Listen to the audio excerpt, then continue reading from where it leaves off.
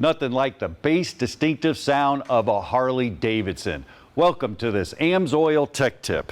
That's right, we're talking about the big twin models, the service, the maintenance, and everything that goes in between. And I want to draw your attention down here to the engine filter. This thing's riddled with X marks, but you see across there, every one of the intervals. Now another thing to look at, you got the primary and you got the transmission.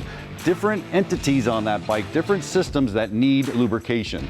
Now you can see right here, you actually have the crankcase. Now the crankcase, you got your pistons, your rods, everything in here needs lubrication. You need an oil for that. Over here, you got your primary and you got your crankcase. Everything going on in there. The gears, the bearings, you need a lubrication for that. Well, at AMSOIL, you guys made it easy, Len. You guys got the answer for all the Harley.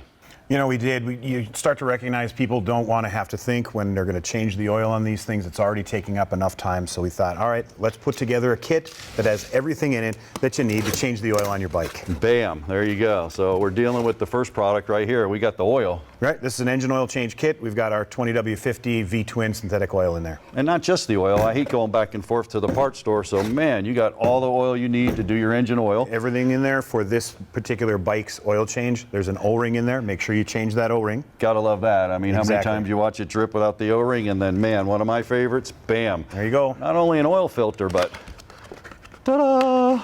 Whoa. The chrome one. And we also have that available in the black filters as well. So whatever you like, it's up to you. And you know, time's money. You're going back to the parts store, you know, this, that. I don't have enough quarts. I don't have the right filter.